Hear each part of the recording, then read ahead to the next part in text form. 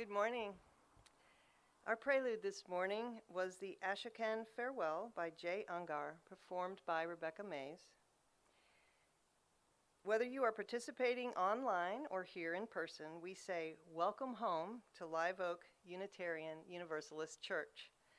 My name is Catherine Enyart, and I'm so glad you're here. For our guests, I would like to invite you to subscribe to the Live Oak weekly newsletter. It's the go-to place to know everything that is happening here. There is a link on our homepage. If you are considering becoming a member of Live Oak, we have an exploring membership class at noon today online. You'll find the link at liveoakuu.org. You can also ask Reverend Joanna for more details after today's service. Thanks to all for your continued care in following the current guidelines for in-person service so we can provide as safe an environment as possible during what remains a challenging time. Masking is optional outdoors for vaccinated people, but please put one on if you go in the building. We ask children to remain under parent supervision. We hum rather than sing to songs and use gestures of respect and connection other than hugs to greet each other. And we keep a sense of humor through it all. And now, here and at home, let us light our chalices. In the words of Elizabeth Harding, we Unitarian Universalists don't drink from our chalice. Instead, we use it to hold the flame. The circle of the chalice helps keep the fire small. The flame doesn't blind us. It doesn't burn us. It gives us light, so we can see all the different things in the universe, even the invisible ones, because the Unitarian Universalist flame is a light of learning.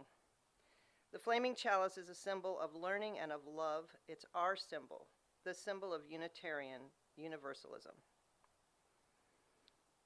Our opening song is Courage to Be Who We Are by Ruth Huber, sung by the Live Oak Choir.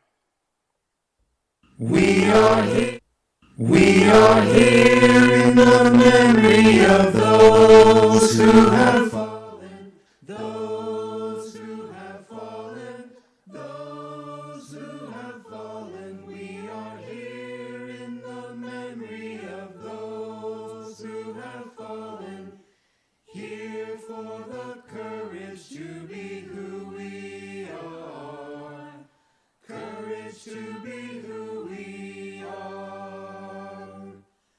We are standing in the memory of those who have fallen, those who have fallen, those who have fallen. We are standing in the memory of those who have fallen, standing for the courage to be who we are, courage to be who we are.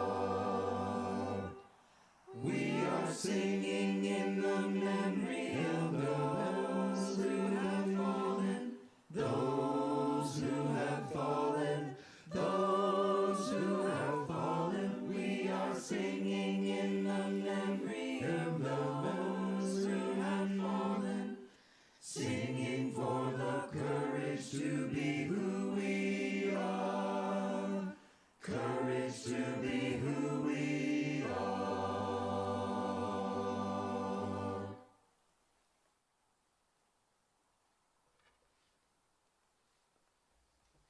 Good morning, I'm Reverend Joanna. Boy, it is turning into a gorgeous day, isn't it? Although I'm finding that the sun is in a different place than it was this time last week. This day is a precious gift. Let us rejoice and be glad in it. In the words of our theological forebears, the Universalist Humiliati, the church is a fellowship of people united by a common need of religious growth and companionship. We are not a company of saints, perfect in faith and righteousness, but acknowledging our failures and shortcomings, we desire to be better than we are and to seek together the fullness of principled living. We strive to journey together in love and peace, to seek the truth and to strengthen and uphold one another. We covenant to make love the doctrine in our life and to make our life a continuing quest for the truth, that it may be made manifest in our words and our deeds. It is an ancient and a sacred ritual, which I feel even more so when we are out here in the outside, to gather together with others, to search for answers, to be reminded of our worthy aspirations, and to be in loving community. During times of war, instability, disease, want, still people gather to remember what is good and true and life-giving, and to be in communion with one another. Let us celebrate the promises and the possibilities of this day together. Every week when we gather, we share pieces of our lives with each other. We share our sorrows so that we may offer comfort to one another, and we share our joys so that we may celebrate together.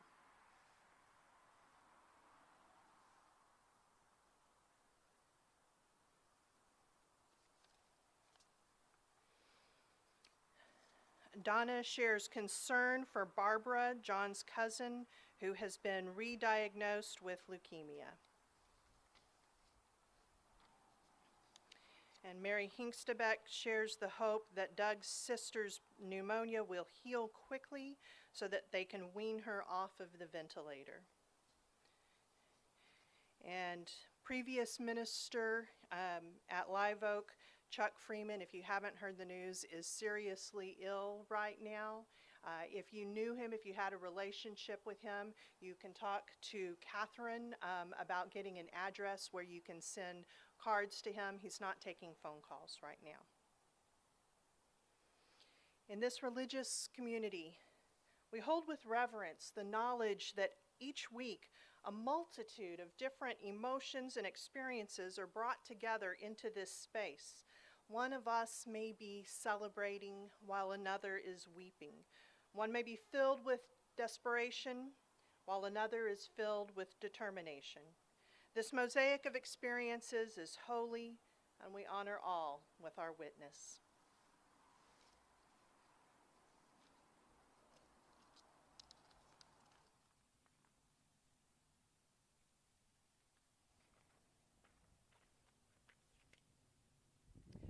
So, our big idea, our story today is a true story. In 1966, an accountant named Peter Warner, who, whenever he could, he had a boat, a large boat, like a fishing boat. He had a crew. He'd always try to get off and do some exploring, and he was doing some exploring. And he passed by a small, uninhabited island that he had never gone by before, and he noticed movement. He got out his binoculars and he looked closer, and he saw a boy, naked and long hair, who jumped off a cliff into the water and began swimming furiously toward him, followed by several other boys, all of them screaming at the top of their lungs. He didn't know what to make of it, but they came up in imperfect. He spoke English, and they did too. They said that they had been there for many, many months, probably over a year.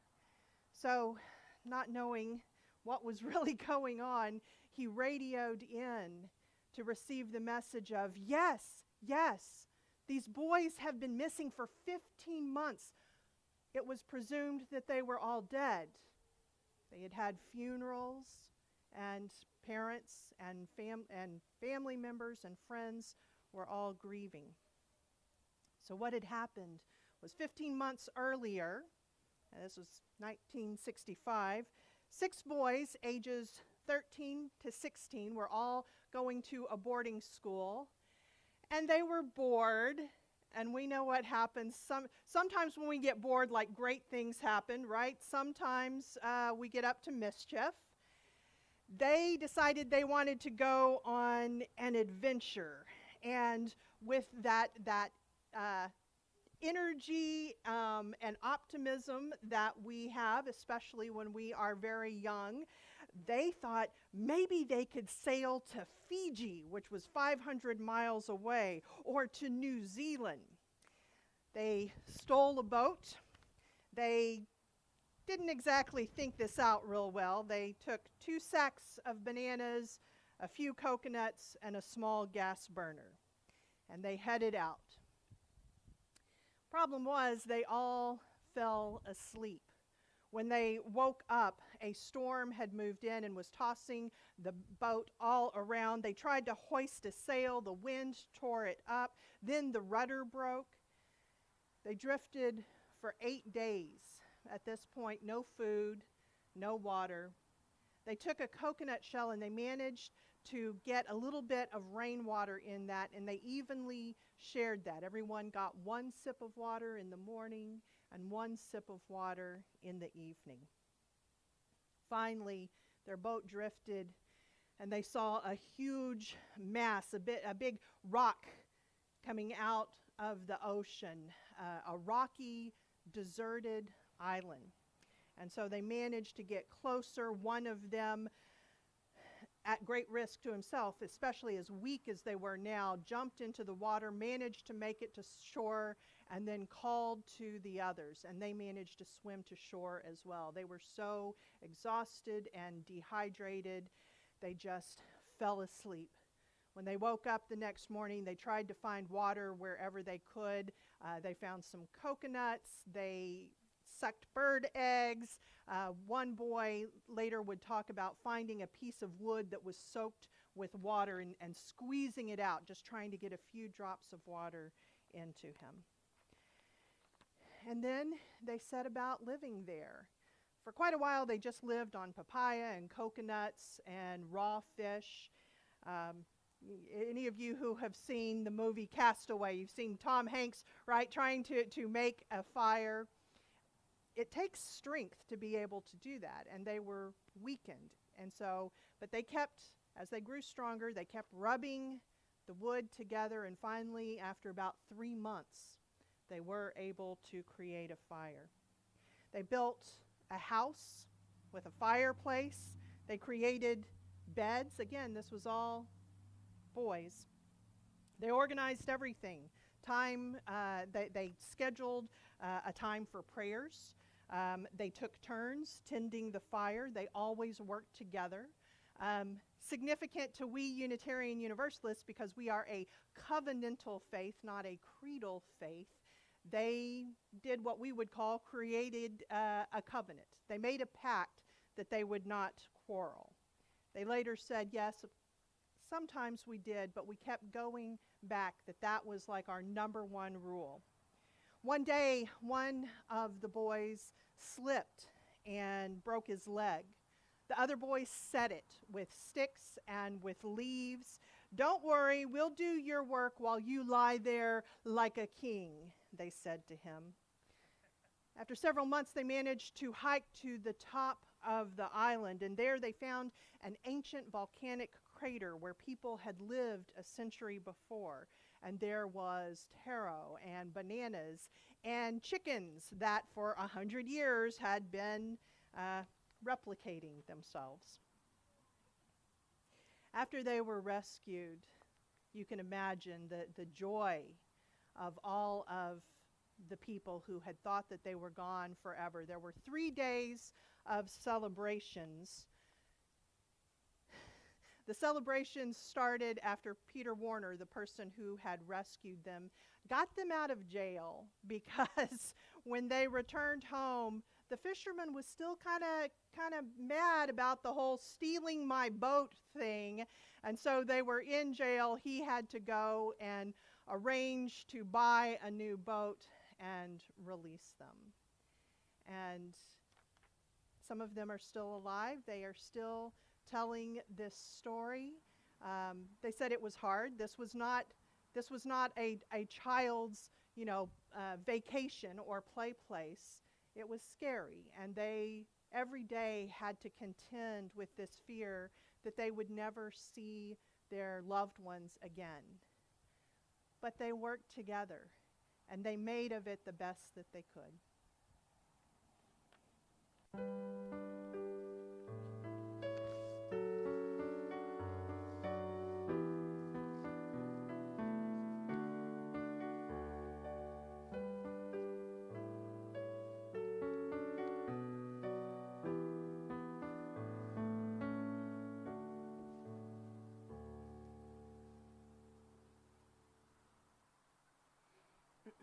Every week, we engage in the spiritual practice of generosity, combining our resources to support the ministries of this church.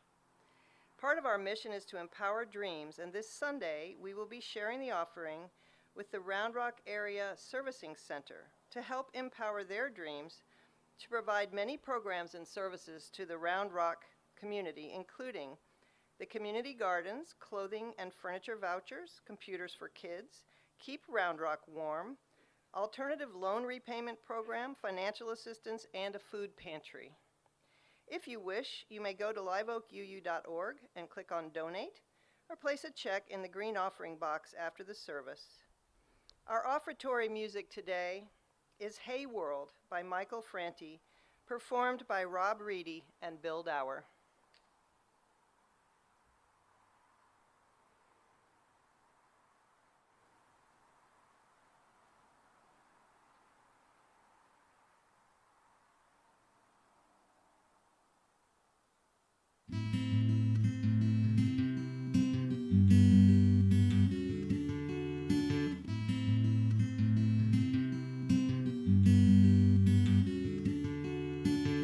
Tell me why the grass was greener years ago. I swear it used to grow here, but no more here. Tell me why on this hill all the birds they used to come to fly here come and die here. And tell me why I need to know. Sometimes I wish I didn't have to know. Always show me. Hey world, what you say? I should have stuck around for another day or two. Don't give up on me, I won't give up on you. Just believe in me like I believe in you.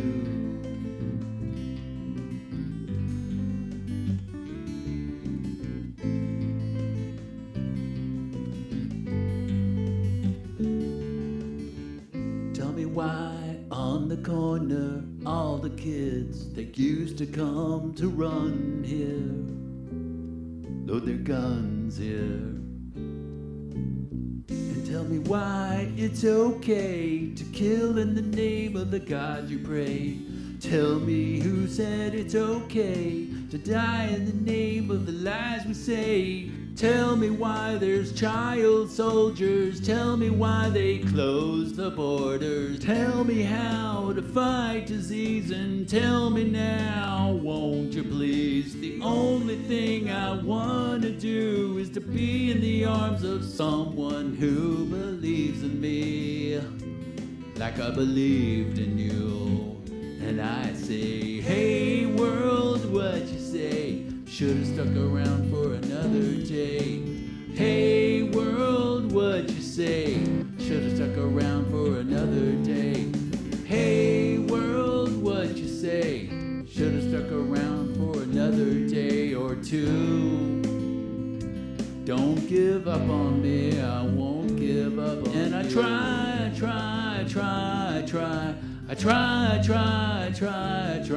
for you. Don't give up on me. And I cry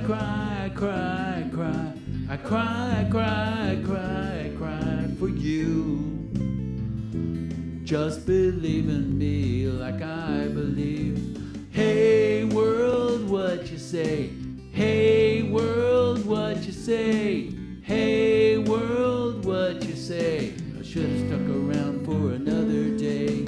Hey world, what you say? I should have stuck around for another day or two. Don't give up on me, I won't give up on you. Just believe in me like I believe in you. Don't give up on me. Hey world, what you say? Hey world, what you say? Hey world, what you say? Hey world, what you say?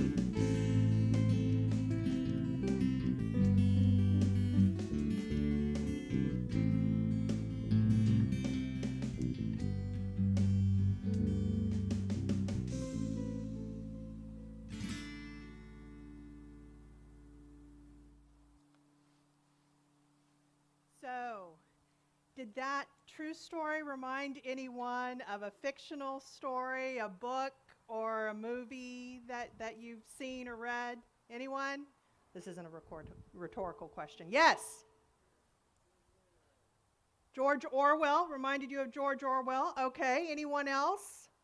Oh, come on, Gen Xers. I know I am not the only Gen Xer that had to read Lord of the Flies in high school. The story of the boys who were shipwrecked on an island and what happened. Very different from what actually happened. We're going to get back to that one. But first, I want to share with you something. In 1945, so at the end of World War II, Universalist Clarence Skinner wrote this. He said, "Religion today faces a world not merely of transition, but of one revolutionary crisis following another with almost unbelievable rapidity. Political breakdown, economic paralysis, continental shifting of imperial power stunned the mind and spread disease. Undoubtedly, religion must bend itself to the task of alleviating the suffering. Both religion and the world, however, are called to something more basic than the task of material alleviation and the binding of wounds. In view of the widespread tragedy of our day and generation, religion has a basic task to perform. It calls it to a searching of the heart, a painful search which will perchance reveal ourselves to ourselves as recreate to a great heritage. We are called upon to face anew elemental truths and to ask ourselves whether we have been wise and good stewards of these priceless treasures." He was writing that in 1945, but when he describes, this idea of just one revolutionary crisis following another, doesn't it kind of feel a little familiar to what we're experiencing right now? I don't know how it is for you, but for me, it feels like everything is breaking all at once, right? The post office, the airlines, the power grid, the earth, climate change, democracy. There are some people, optimists, not foolish optimists, but wise people, who are saying, hold on, this isn't just a breaking, it's not just a breaking apart, it's a breaking open. And that there lies opportunity in this moment for us to be able to redesign the world to be better than it used to be. I do believe that there is a lot of work ahead, but I also agree with Clarence Skinner that it needs to take the form not just of the actual work, but doing the deep thinking, going back to philosophical and religious ideas to try and make some sense of it. Because those ideas can then guide the actions that we do. We talk quite a bit about how in Unitarian Universalism, we are a covenantal faith, not a creedal faith. We are a religion of deeds, not creeds. But that doesn't mean that our beliefs are unimportant. Because our beliefs, whether we're conscious of it or not, our beliefs shape what it is that we create. Today, I am going to propose that you take one very simple, destructive idea and work to remove it from your mind and your heart, because I believe that if we do that, we will lead happier lives, we will be more fulfilled, and we will be better equipped to do that work of designing a world that we want to live in. That one simple idea comes to us out of Calvinism. It's for those of you who grew up learning the acrostic TULIP about the 5 points of Calvinism, it is the T in that: total depravity.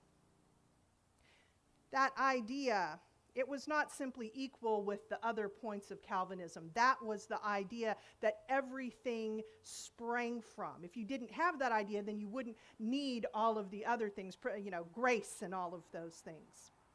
The idea of total depravity. Calvin took the idea of original sin, which I already have a whole lot of arguments with, from Augustine, and then he multiplied it times 1,000. And he created a doctrine that all human beings not just have a propensity to be selfish, but that we are actually born utterly evil from the very beginning. That is our true nature. And that we don't even have the power to choose not to be evil, but that it is only through the force of a capricious deity that some people can escape that. His words were, "For our nature is not only utterly devoid of goodness, but so prolific in all kinds of evil that it can never be idle." This idea, Calvin was one of the Protestant reformers, and so it arose at that time. And then the Puritans brought it to what would become the United States. And then you had, in the early 1800s, what has been called the Second Great Awakening. This is nothing like being woke today. This was this fervor, this emotional fervor, and it was rooted in this idea that we should all be fearful because we were so terrible that God could not love us, that God despised humans. We were that bad. It was a pretty terrible idea. And our Unitarian and Universalist theological forebears actively rejected it at their time. In the early 1800s, that's when the Unitarians and the Universalists, they were each becoming distinctive denominations, but they were still separate at that time. And in 1818, Universalist Hosea Ballou, who has been called the father of American Universalism, says, "As to the belief in the depravity of our nature, involving the idea that there is nothing good in man, we see plainly its refutation in the fact that the scriptures teach us that man is the object of divine love. Jesus said, 'God so loved the world that he gave his only begotten Son.' It is most unreasonable to suppose that God should thus love that in which he could see no goodness." I love the fact that that even then, reason was such an important thing for them.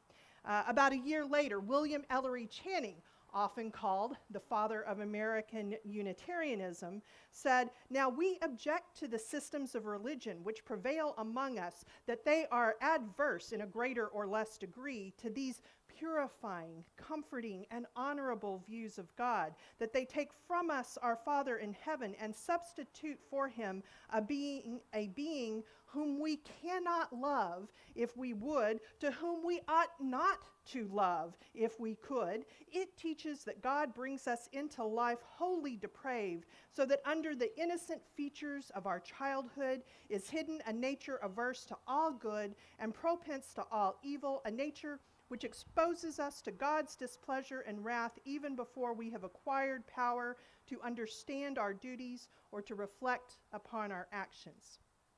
So both the Unitarians and the Universalists at that time were still firmly Christian denominations. And so they were speaking with that voice. They were bringing the Bible into that. But that commitment to rejecting Calvinism, and especially this point of Calvinism, that continued throughout our faith. In 1917, even so, as time goes on, both the Unitarians and the Universalists, their religion, their theology is becoming more broad. The Universalist, with the humiliati, would create a symbol of a ring with a cross in it, but the cross was deliberately not in the center, because they wanted to send that message of this is but one aspect of our faith. But in 1917, the Universalists released a declaration of social principles. And in it, even at that time, 1917, they felt that this was so important. They said, "We denounce as superstition the teaching that men are led into," excuse the gendered language, it was 1917, "the teaching that men are led into sin by inherent depravity and by devils of an unseen world, but we hold it to be self-evident that mankind is led into sin by evil surroundings, by the evils of unjust social and economic conditions, which condemn one to be born in the squalor and filth of the slums, and another amidst the equally demoralizing influences of unearned luxury. We hold, therefore, that all systems that attempt to load the blame upon Adam, upon Satan, or upon human depravity tend to weaken human self-respect and to lead men away from the discovery and cure of the real causes of human sin and misery." The thing is, this idea of total depravity is so completely, deeply woven into all of Western culture and all the areas where Western culture went and colonized, that even if you didn't grow up being raised in a Calvinist faith, even if you grew up Unitarian Universalist or in an agnostic or atheist family, it's so deep in our culture that it's so difficult to extricate ourselves from it. And it applies, again, not just to those who believe in Jesus or even those who believe in God. At the start of the 1920s, you had the rise of religious humanism, a movement that said you can have religious and moral beliefs and not have a belief in a deity. And John Dietrich, who is considered the father of religious humanism, we're hearing from all the fathers today, he was also a Unitarian minister. In 1927, he wrote, "Previous to the revolt of Unitarianism, the Christian church looked upon men as almost entirely worthless, of no more value than the worm which crawls in the dust. It was taught that man was conceived and born in sin, totally depraved, doomed to eternal torment from which he could not be saved, not by any merit of his own, but only by the saving grace of God.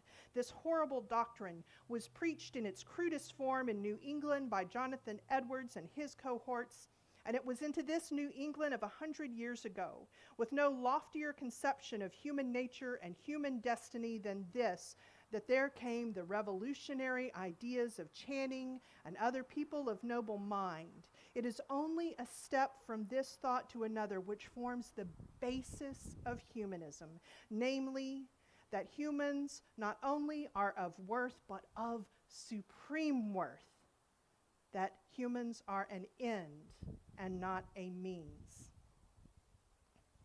This idea of total depravity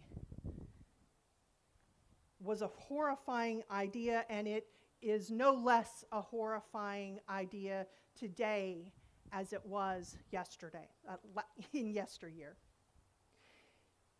If there were a malevolent force for evil that wanted to bring about the downfall of humanity, let's call it Satan, which I don't believe in, but if there were, it could not be any more effective than what happened, which is to inculcate in a culture the idea that all humans are born irredeemably bad, and then it is only through a force that is outside their control that they can have any hope of escaping that. If you were that malevolent force, and you put that into the culture, and you manage to get it into the culture for 1 or 2 or 3 generations, then at a certain point, it would become self-replicating, right? Because if you believe that from birth, perhaps even from conception, that all humans are evil, then you as a parent, when you hear your baby cry, you would say, oh, that is a creature that wants to manipulate me. We still teach that, right? That's still taught in parenting books. You would create systems that were all around that idea, which we have. Economics. Adam Smith, the whole laissez-faire economics, that was he was a philosopher. That was based in his belief in original sin, and that people are naturally selfish and bad. Look at our justice system. We don't have a justice system that is based around the idea of redemption and rehabilitation and restorative justice. We have a justice system that is based in the idea of punishment. And we can give the information, right, to juries that innocent before proven guilty, but the system itself is based around this idea that people's natural inclination is to do evil.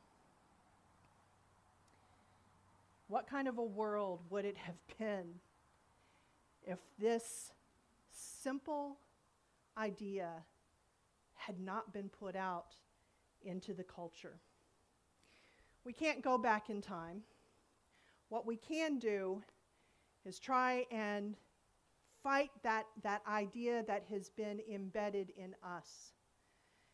It's so deep within us that it's so easy to believe, isn't it? I mean, being honest, the last few years, I know that there have been many times when I have said something along the lines of, yeah, people are garbage. People are terrible, right? Didn't she say something this morning along those lines? I told Catherine, I said, ooh, wait for my sermon. It was already written before this morning. It's so easy to believe, and part of that is because we, for generation upon generation upon generation, it has been washed into us. Our art, our literature, the systems that govern us, they're all based on this idea that people are bad. And so what happens then is that we look at other people with reflexive suspicion, because the message we get from our society is that you would be a fool not to, right? That you should always be on guard. You should always be questioning other people's motivations. You should always be assuming that someone wants your money or wants to do you harm or wants something from you. This all goes back to this idea of total depravity. Calvin said, even if you see people who are doing good things, don't believe it. They're just doing it for egotism reasons. There's another way of looking at that. Rather than looking and going, oh, yeah, people get something when they do something good for someone else. We can also look at that and go, what an amazing thing about human nature that somehow we are wired to do good for one another. And that when we do that, when we are generous, when we are kind, when we are loving, we get a reward. That reward is a sign of who we are. That is when we are being most human, not when we are trying to resist that impulse to be kind. It's a very simple idea, but again, it's a hard one. I honestly think that this is something that if we are going to commit to it, we have to take it every single day. We have to catch ourselves every time the idea comes to our head of, oh, well, people are terrible. Wait. I'm not going to let the Calvinists win. I'm not going to let them win this point, and I'm not going to let them win my soul. That story, Lord of the Flies, that was the fictional story. It was written by William Golding, who, if you read his biography, he was brought up unaffectionate parents. He was always so filled with self-loathing. He had alcoholism that he never treated. He, I'm sure, had mental issues. He was prone to rages. His daughter who even loved him, like his loving daughter, said that he was so filled with self-loathing and he was ruthless. And the way that he processed that was by writing a book and presenting the idea that all humans are born that way. It's the ultimate cop-out, right? We don't have to do anything if we just say, born that way. Me, I'm going back to my religious ancestors. They fought this, and I can too.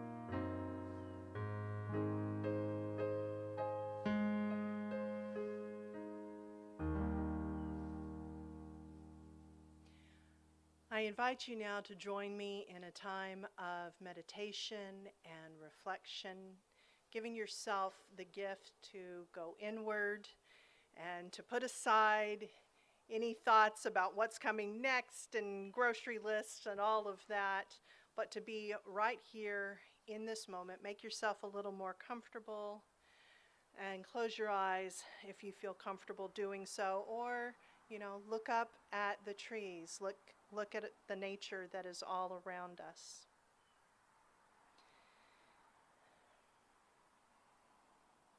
It's so easy to think of those outlying times when we have been done wrong, when we have been scammed, cheated, when someone has hurt us deliberately.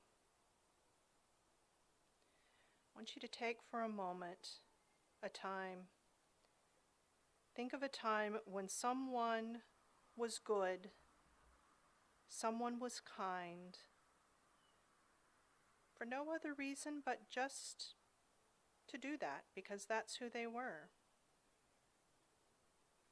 Maybe it's not a specific time that you think of, but a specific person, a grandmother or a friend, or a leader you admire, someone who always seemed to make the choice that was toward human dignity.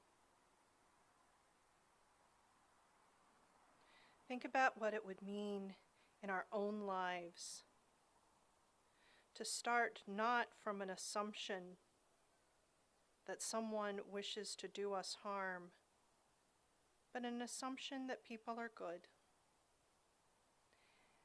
Sometimes, yes, we would be disappointed. It's okay to be disappointed. We can live with that. we can make a choice that our disappointment is not going to change who we are. That our strength is going to be channeled towards seeing the world as we want it to be, and to taking steps to make it be so. Let's sit in silence for a moment, listening to the birds and the winds in the trees, and feeling with gratitude all of the love and the beauty that exists in our world today.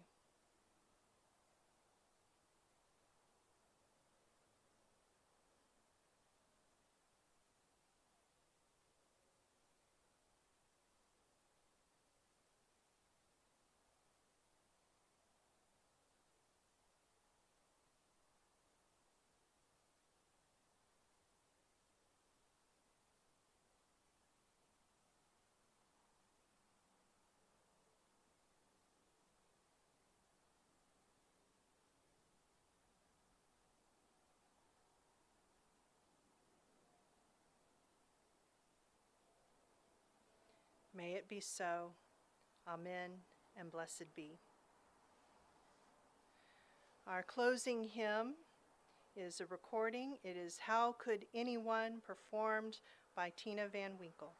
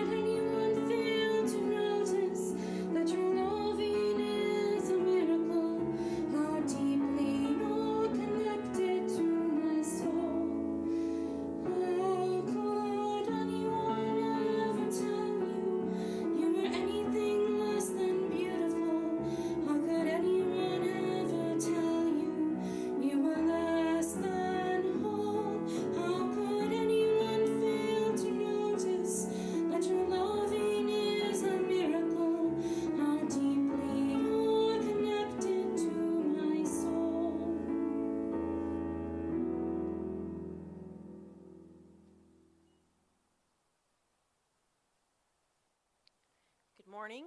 I am Carrie Krause, the Director of Lifespan Faith Development here at Live Oak, and here's what's happening this morning. If you have a preschooler, I'd invite you to meet with Miss Harmony over here, and she will take them to the playground during faith development time. If you have a elementary aged, that is K through 4th, I invite you to meet over here. You know where your sign is, where the sign is, and you'll be with Julianne this morning. Are there any middle schoolers here today? Yes, there are. I know there are. I'm going to invite you to meet with Chris today, to join Chris, who's here to meet with the high school as well. So if you will all meet with Chris down here, that would be super. And if you're interested in adult faith development, we're doing something different today. You're invited inside to room 107, masked. And today is our spiritual practices Sunday, and we'll be doing Lectio Divina, and I will be leading that session. If you're online and want to join us, the link is on the What's Happening page. Maybe a few minutes late getting started, but we will do our best to start at 10:30.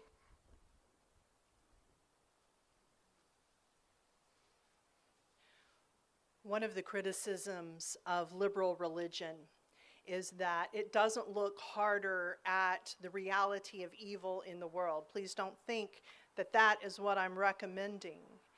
Here's the thing, that the true story of those boys on the island, their story was beautiful. And remember how I said that they hiked to the top and they found an area that at one point there had been other humans living in 100 years before? The reason why there were no humans left was that a slave ship had come to that island and taken all of the people. Evil does exist. However, I agree with those 1917 Universalists who say if we take the easy cop-out that people are just born bad, it's going to mean that we don't do the hard work of trying to figure out how do we solve these issues, what were the motivations, what did drive people to make the choices that they have made. To me, when I think about this doctrine of total depravity, the most heartbreaking part of it is not the fact that we might look at one another and see evil. It's the fact that we cannot do that without looking inside and seeing it there. How many children have been damaged by this belief? How many of us are still carrying this destructive idea that we somehow were just born bad? So for me, it's going to be a day-by-day thing of looking out at people, looking at myself and saying, what would it be like if I considered that we were all born good? May you go forward knowing that you are lovable and loved, that life is fragile and a gift, and you are not alone.